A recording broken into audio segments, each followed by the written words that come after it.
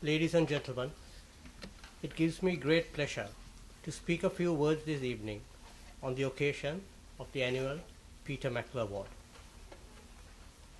I have not had the good fortune of a personal acquaintance with journalist Peter Mackler, who is a veteran whose long and dedicated service to his profession this award commemorates.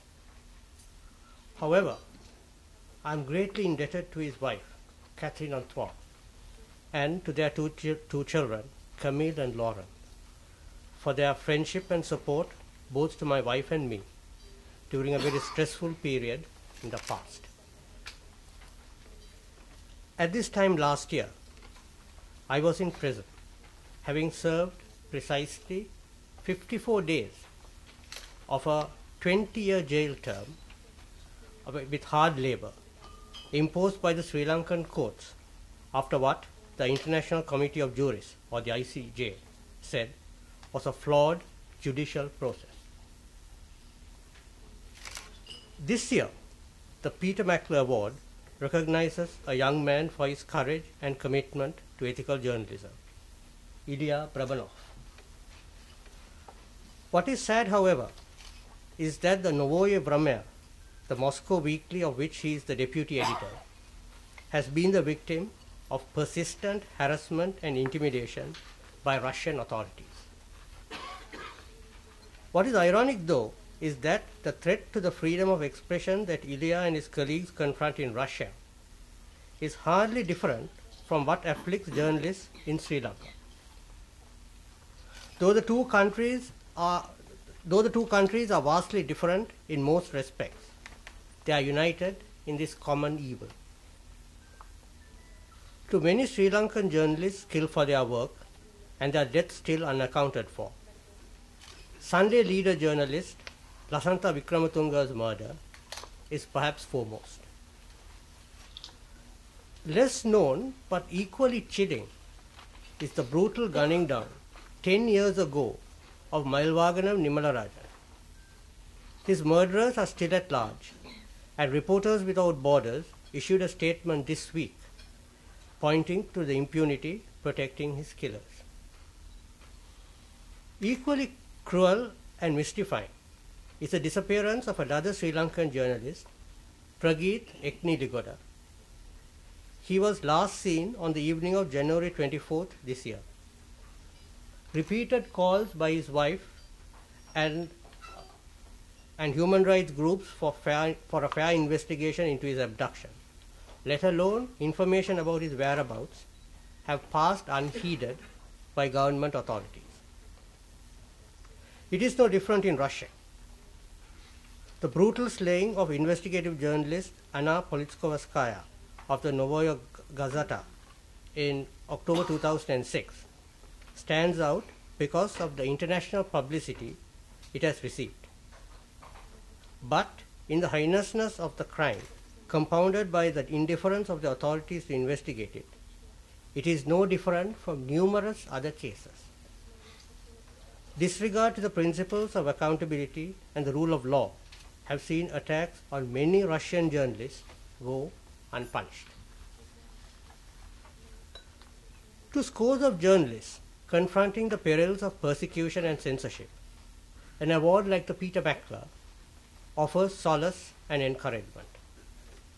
Such awards open a window of hope, illustrating that although authoritarian governments might shun the work and persecute journalists at home, there is a world outside that appreciates and rewards it. Furthermore, it shines a spotlight on the issues they have reported on. These awards are also important because they are given by a community of journalists to other journalists for courageous investigative writing, for writing that is often done in harrowing circumstances to keep fellow citizens informed about powerful people behaving in unethical and criminal ways. But as much as persecuted journalists value the support and recognition of their fellows in countries such as the US and other democracies, the problem is Will this relationship continue? Some of the emerging trends in US journalism seem to cast a shadow of doubt on this. There is a school of thought today that says investigative journalism, the journalism that acts as a bulwark against excessive and untrammeled power, is in decline in the US itself. The reason cited for this decline is the prohibitive cost of long-term tracking of stories with well-trained, experienced staff.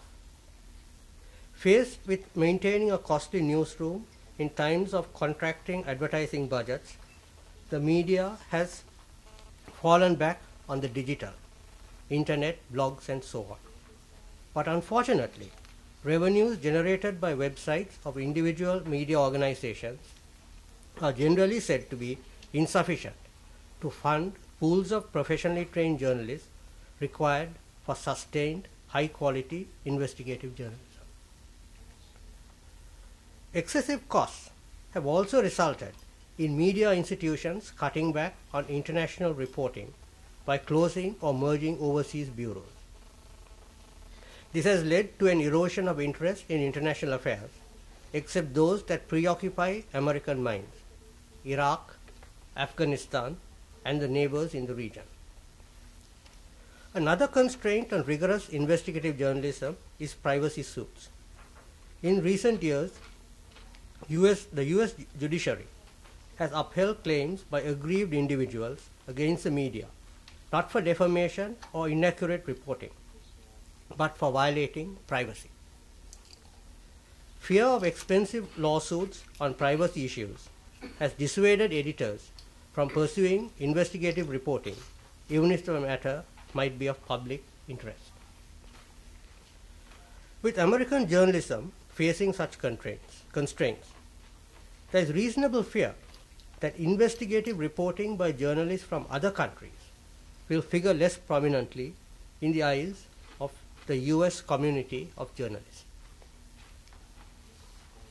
Ladies and gentlemen, the reason Ilya and I are here today is because the community of journalists outside our respective countries believed in our work, and that governments of our countries had no right to stop us from writing.